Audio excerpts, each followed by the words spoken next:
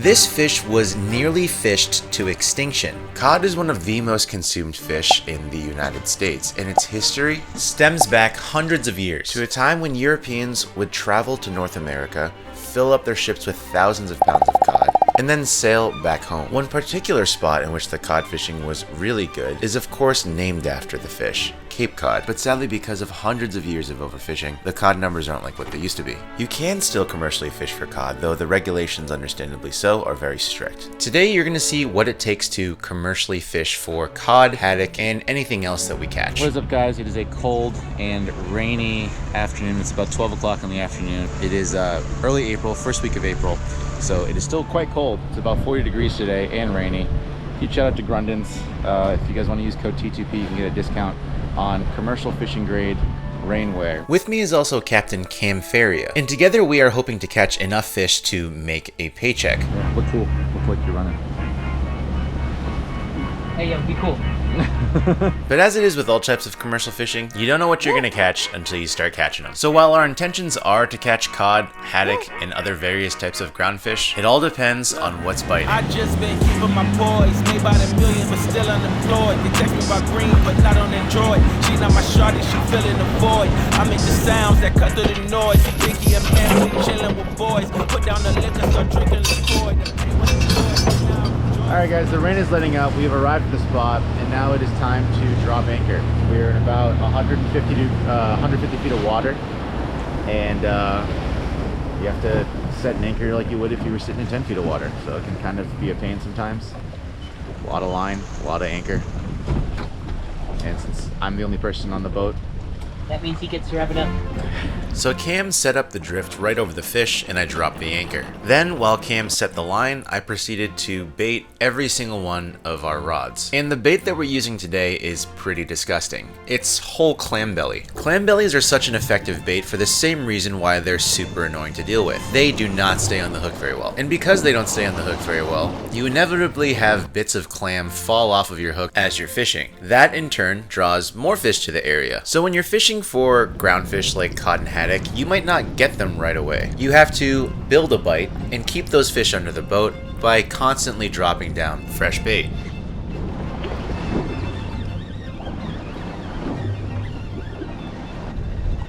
Acadian. Nice Acadian. Huh? It's a good one. We didn't get a single one of those earlier. The very first fish that hit the deck was not a cod or a haddock. This is an Acadian redfish. Still a tasty fish in its own right. Not our target species, but still sellable. So Cam threw him in the box and he kept fishing. And that was when we found our target species. Oh,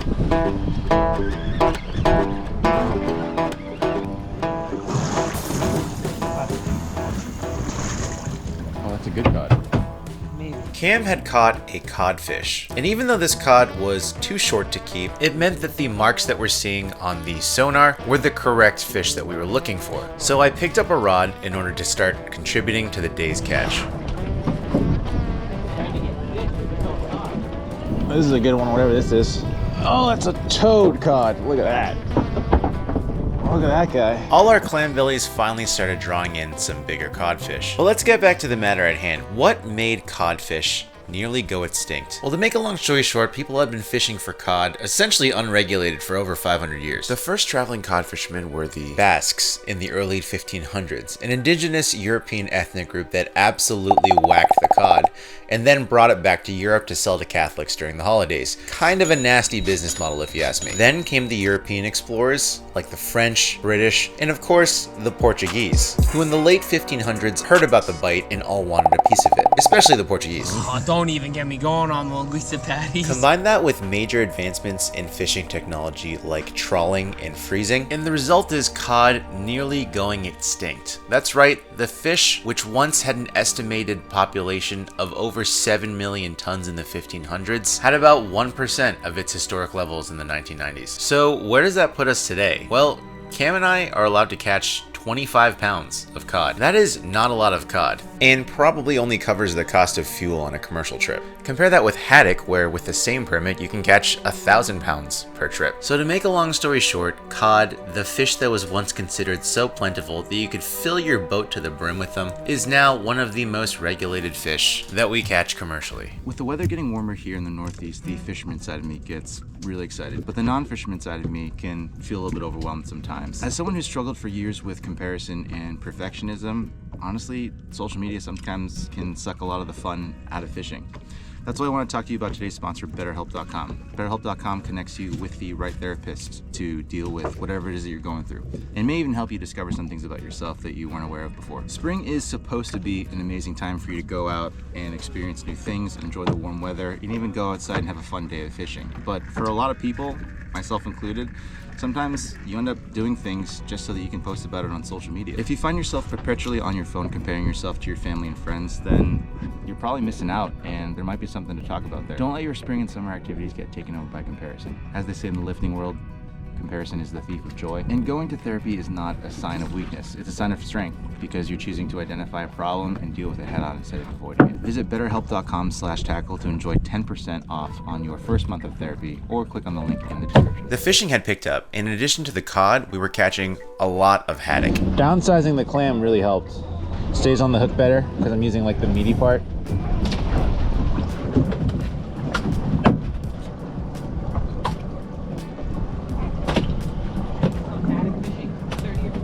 Gently. However, the work was still far from over because all these fish needed to be cleaned. And because we usually sell our fish either directly to retail customers or directly to restaurants, we had to also sell these fish, which is the last thing you want to do after a day on the water. Alright guys, fishing has been super productive.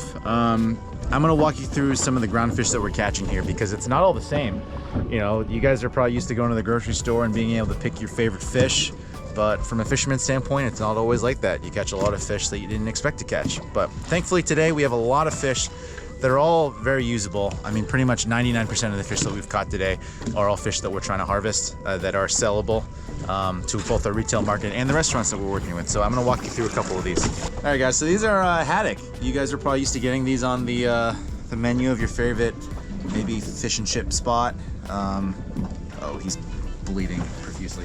Really, really delicious fish, very mild meat. That's typically why people like to get haddock.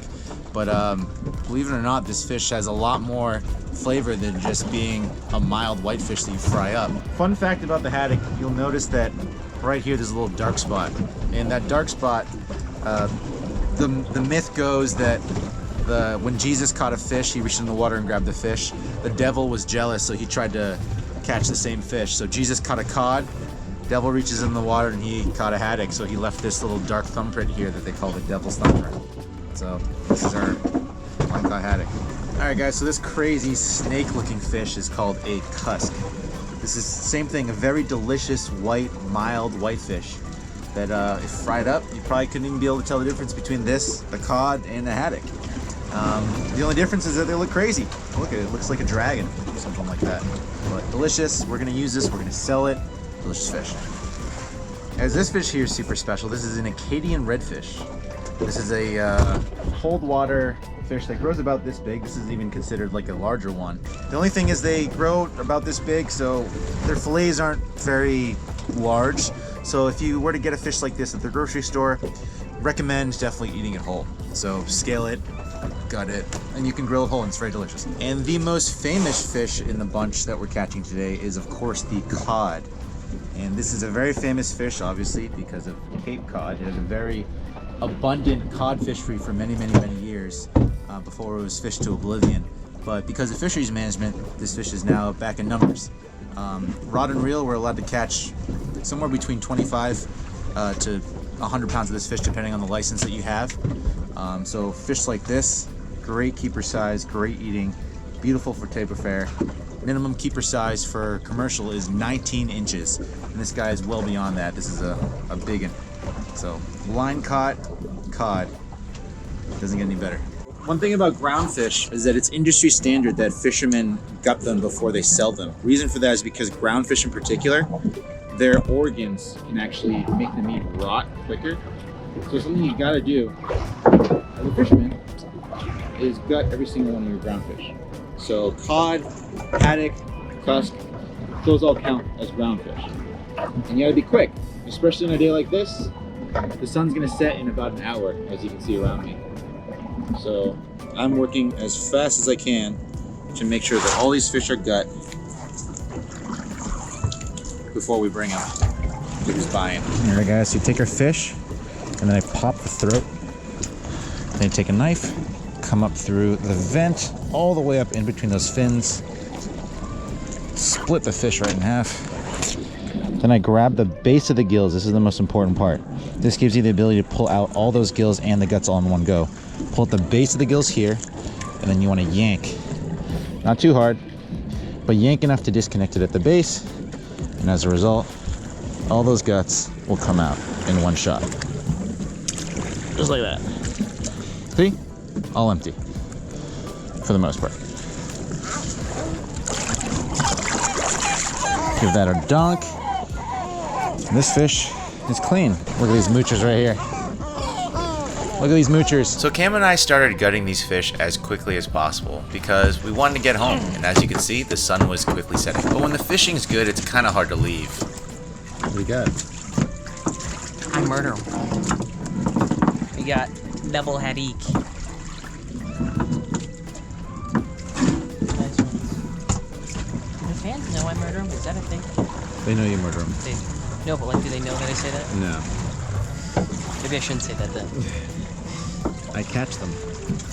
Hold them up. I ethically harvest them. So Cam finally stopped fishing and we both started gutting. And since most of these fish are going to a restaurant and they wanted a specific number of fish, we had to count every single one. 38.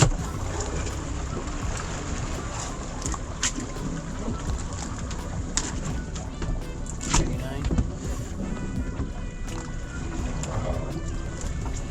40. We ended up with about 100 fish. We brought them straight to ROW34 to meet with Chef Jeremy Sewell. Jeremy's a homie not just because he buys our fish, but he makes it easy for us to sell to a restaurant. Most restaurants have a very specific spec. They have a very specific menu item that requires a very specific fish of a very specific size. And as you saw in our day, we as fishermen control none of that. So as a result, most restaurants buy from wholesalers whose seafood can range from a couple days old to a few weeks old. So you sacrifice freshness for predictability. And as a restaurant in America, a lot of times that's more important because your average American diner is usually pretty satisfied with cheap, low quality fish, even if it's been previously frozen or it's weeks old. However, Chef Jeremy and ROW34 frequently go out of their way to buy local, fresh seafood, even though they can make more money sourcing from lower quality places. Okay, so this is cod, local spring cod.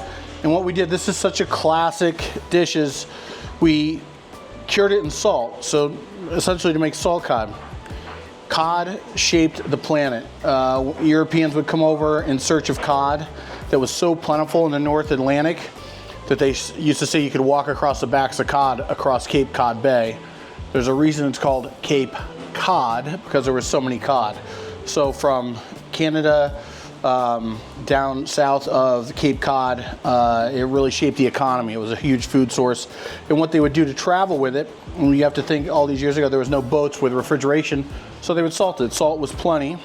So what they would do is they would cure it in salt and stuff it in barrels, and that's how they traveled with it back to Europe, and they would have salt cod. We don't cure it as much as they do because we don't need to. We're not really preserving it. We're changing the texture, we're changing the flavor, and we certainly have salt cod, but little different outcome is what we're looking for here. So we're just going to gently rinse the salt off, and you can see how it takes on a different texture as the salt pulls all the moisture out of it. And you can salt it for a long time, and then the longer you salt it, sometimes you need to soak it in cold water for a little while to draw some of the salt out of it before you cook it. So we just did a 24-hour cure, get all that salt off. That's kind of what it looks like. Just gonna put it in a little cold water just to sit for a minute, just to make sure I got all the salt off of it. We're gonna kind of make a classic salt cod fritter. We're just gonna mix this with potato, herbs, lemon, and bread it and fry it. And this is one of my favorite ways to eat salt cod. Okay, so we just let this soak for a few minutes. Make sure we get all the salt out of the nooks and crannies. Just gonna cut it into a couple of pieces here. You can kind of see the texture is so much different. You know, it kind of gets this leathery quality to it, which is kind of what we're looking for. Put it in the pot.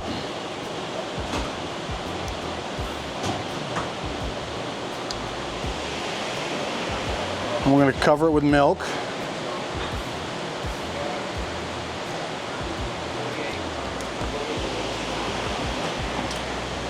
And we're just going to slowly cook it.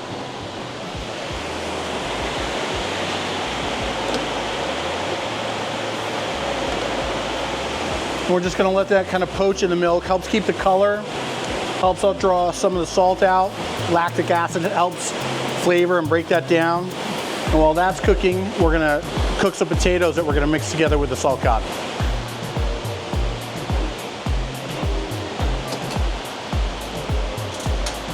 So we just have some boiled russet potatoes here, and so we don't have a lot. So I'm going to go old school. We're just going to mash them up with a fork. So they're cooked through, but just barely through. You don't want them super mushy. You don't want them super wet. Any particular type of potato? These are Yukon Golds, but you can use russets. You can use whatever. Little for just fresh chopped herbs thrown right in there. What herbs are those? That's parsley and tarragon, a little chive. Great herbs for fish.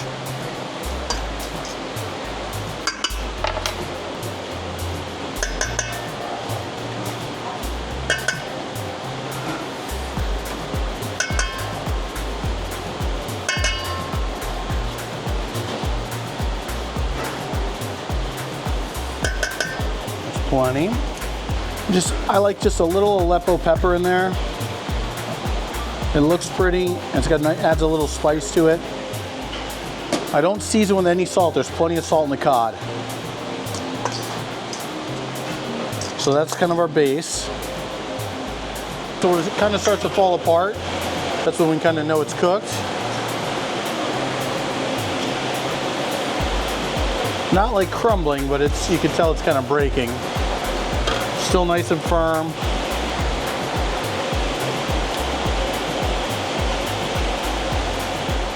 So we got our cod. So you see how it just falls apart?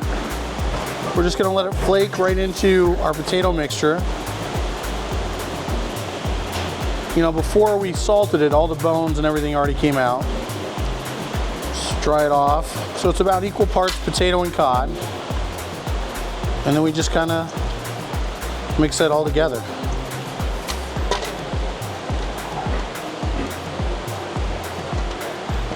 So what I am going to do is just put a little bit of breadcrumb right in it, just to help it stick. That's panko breadcrumbs we just grind up really fine. Yeah, so it, you know, it's going to be a little moist, but it shouldn't be wet, you know.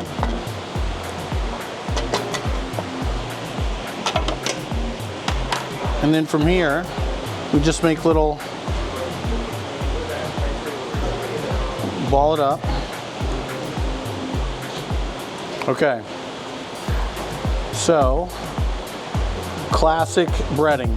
Coat it well with flour, but not excess. Make sure you knock all the extra off. Flour, egg, and then coat it well in the eggs. Make sure you coat the whole thing. Let the excess egg run off. Then right in the breadcrumbs.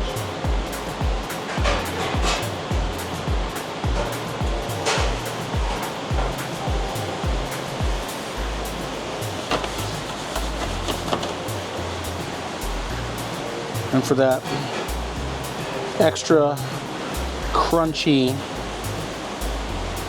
coating, we hit them twice. Right back in the egg. Make sure they get fully covered. And that's double breaded.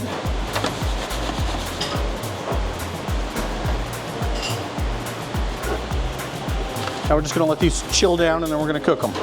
So when we put them in the fryer, we don't drop them. We place them. We don't want to crack that nice kind of shell that we've made with by breading them. So gently put them in the basket and then lower them down in. Okay, nice and golden brown. Getting nice and crispy.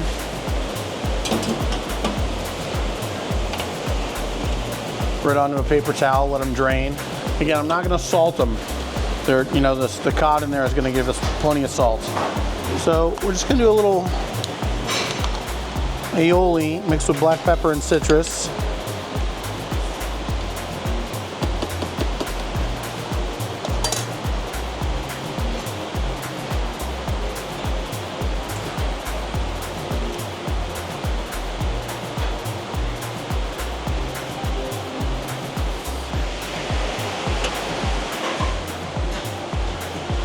Okay, a little Aleppo pepper. All right, you ready to try your first salt cod beignet? Yeah. See the steam, they're nice and hot. You can see the chunks of cod still in there in the potato. That's exactly what you want. Steam's coming off. Really good. These were absolutely dynamite and a great homage to bacalhau, the Portuguese salted cod. It's also Captain Cam's favorite dish on ROW34's menu. So we're gonna fillet a haddock. I fillet a lot of round fish the same way. So this is a round fish, meaning it's round, not flat like a flounder or halibut. So clean dry fish, clean dry board is the easiest way to kind of do it. Just make sure you kind of wipe that fish down real quick. Head to the right, belly away from me. Wipe the fish down, and I'm, you know, just a nice little fillet knife with a little flex to it. And I always come under pectoral fin up towards the top. And then loosen. So that kind of collar is just floating there. Then right above the dorsal fin, I just, with the broad of my knife, I'm not stabbing, I'm not going aggressive, I'm just kind of breaking the skin just above the dorsal fin all the way down to the end there. So I connect that cut. And then I just want to come in and see how I cut all the way up towards the top here. There's a nice little bit of meat up here. You want to make sure you get that all the way up towards the head. And then I'm just coming in on top of the bones, loosening that. And I'm not going hard, I'm not pushing, I'm not pulling, I'm just slicing right on. Those bones are telling me where to go.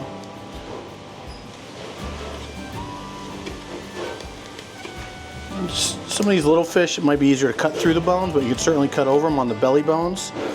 Those belly bones kind of come up, like covering the rib cage. So I'm gonna just slice through those.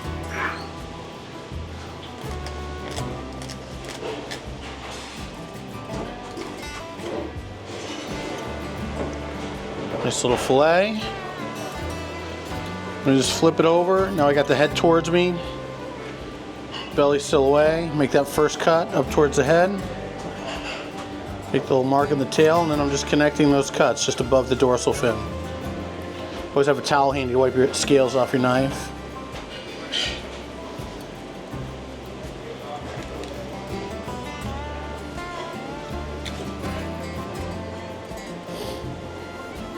And just my knife's angled down a little bit. Stay on top of those bones.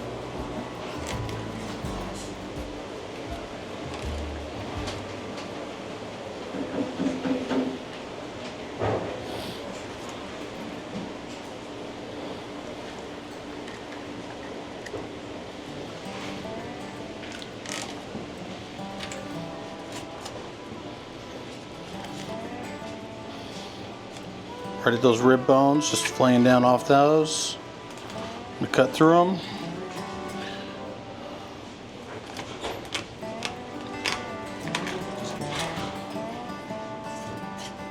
Boom. Fillet number 2. So yeah, nice clean fillets. On these nice beautiful haddock, these little ones are so fresh and gorgeous. We're gonna save the bones for stock. You know, the gills are taken out of here, so you can use the heads in the stock as well. If the gills are in, you want to take the gills out. Gills will make it a little bitter, but just, you know, heads are okay. Just rinse everything off, get them all cleaned up. Those are great for fish stock. And we're just gonna trim those rib bones off.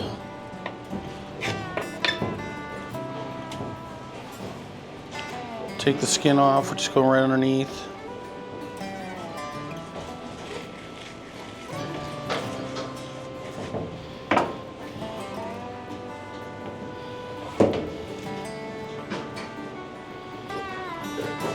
Make sure your board's not moving like mine is.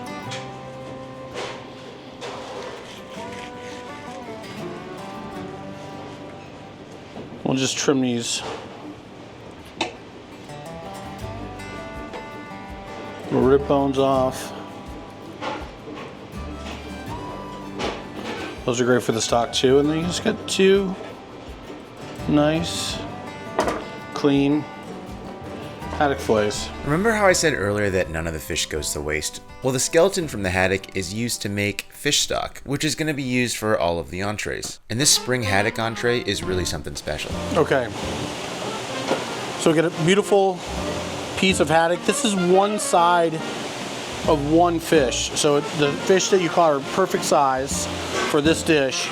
And this is Dijon mustard. Now the thing with Dijon is it adds great flavor, but it's really strong. So we just use a tiny bit to brush on there. We don't want to overpower the fish. It is a white, delicate fish. So just a little Dijon to get the breadcrumb to stick. A little bit of salt.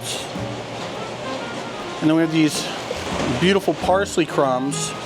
And we just take fresh parsley and robocoat it with brioche.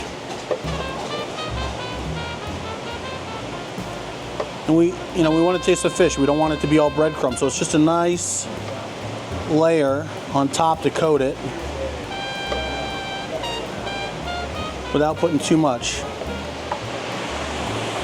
Let's fire that in the oven.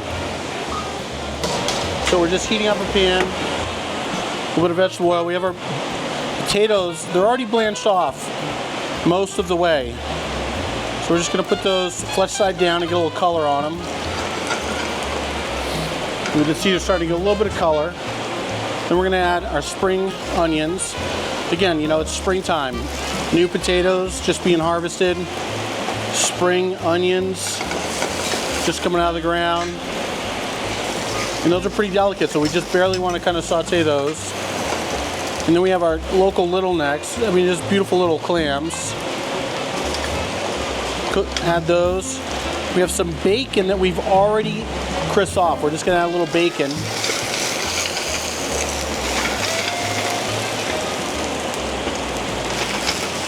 Kind of let that all saute together for a second. And this is our fish choux-mein. So we're just going to add that and just let that all steam together. And that'll take a couple of minutes to get the clams to open, 7-8 minutes. And once those are open, we'll kind of finish the sauce. Our fish will be ready, and we just put it all together. Let's have a peek. All right, our clams are starting to open. Sauce is cooking down. I'm going to add our bland. Remember, I already cooked the asparagus, so I just want to warm it up in the sauce as our clams finish. A couple pieces of whole butter. We're going to swirl that in there. So we just want that butter just melts slowly, which is all we want. A little bit of fresh herbs. Okay, let's check our fish. Oh yeah, that looks just right. Our clams are open. Fish is cooked. We're ready. We'll squeeze a fresh lemon. Just take all of our cooked spring onions, potatoes, asparagus, bacon. We make a little pedestal for that fish. We're going to set our clams around it.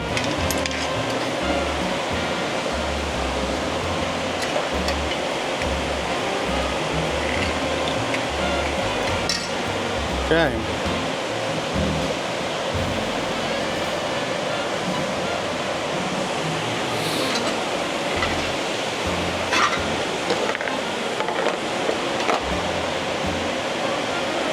And the thing about haddock is it's really delicate. So you got to treat it with kids' gloves while you're handling it, especially when it's cooked. You want to keep a nice piece.